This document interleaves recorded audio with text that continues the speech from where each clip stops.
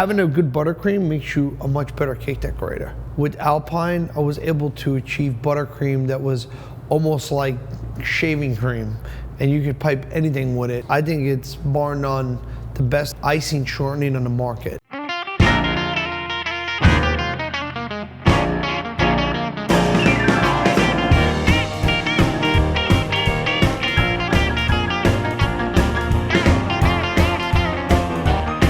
The search for America's best cake decorators is on.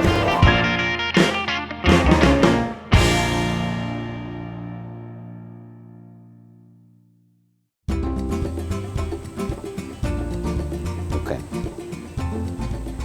The cupcakes that I'm going to be doing today are going to be a life preserver with the USS Nancy on it, a palm tree, a flower, and a drink that's going to have some fruit elements on it. The cupcakes that I'll be decorating today have a Valentine's Day theme to them. They're going to basically all be surrounding love and just the pure joy out of Valentine's Day.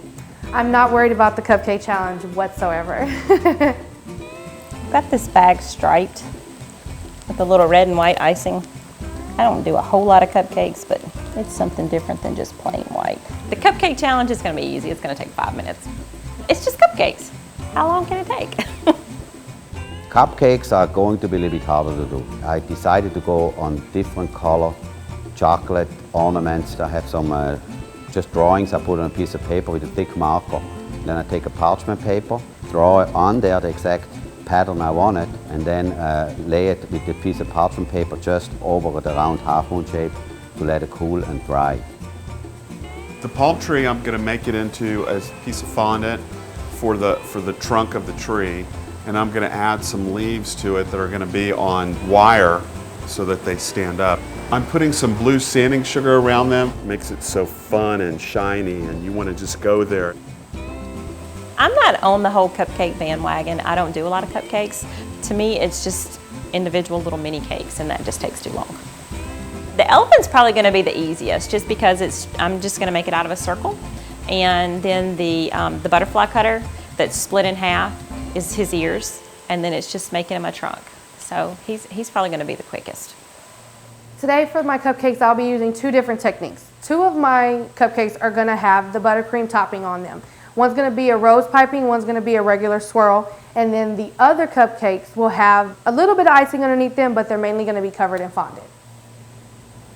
Cupcakes became very popular over the last 2 years, but mostly I do wedding cakes. There's a lot of things you can do with cupcakes lately. I decided to go and make it all eye-catching, and that's the first thing the person sees in a store when they go in there and they say, oh my God, these are high. That's very impressive to people. I think depth is really important whenever you're making characters. I start everything off with just a flat circle, but then you build the layers on top of that, and that adds all the depth and dimension. And I think that's what really makes them stand out. The drink cupcake, I wanted it to be a tropical theme. I wanted it to be very scrumptious, where you wanted to just drink it and not eat it. So I got some isomalt to give it that kind of cocktail look to it. Then I added fruit, lemon and orange, and I put a cherry with a piece of mint on there with a straw. The holidays are extremely important. Not every holiday, especially something like Valentine's Day, where it's really just meant for one person.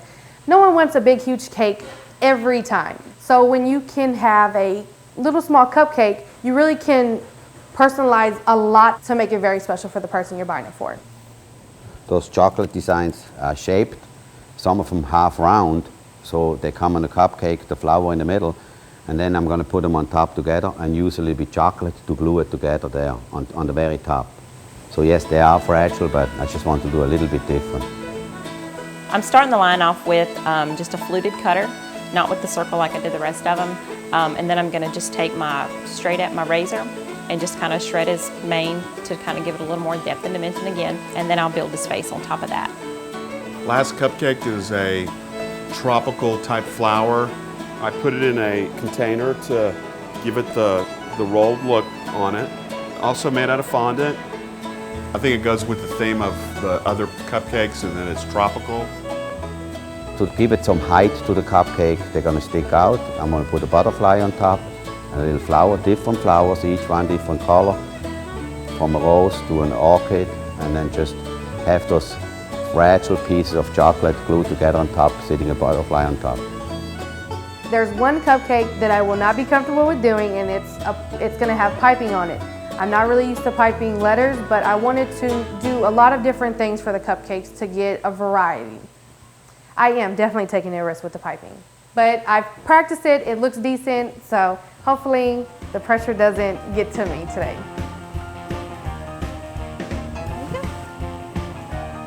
The cupcake challenge was probably the hardest for me, just because I thought it was going to be so easy. I definitely underestimated that one because I ran out of time and I didn't get to give my line a nose. I'm happy also how they turned out. I have the color in there, what we don't do in Europe, but I decided to go and color with that, different flowers, just eye-catching and make it all edible with some height in it. I really loved my cupcakes. I finished with the time that I was hoping for. My piping came out fine on the cupcake that I was worried about, and the little gum paste pieces, they were cute, and I really liked them. I think it went well. I think I got all the elements that I wanted to get. I almost forgot to add the blue sugar to kind of complement the water to make it tropical theme. But overall, I think it went pretty well.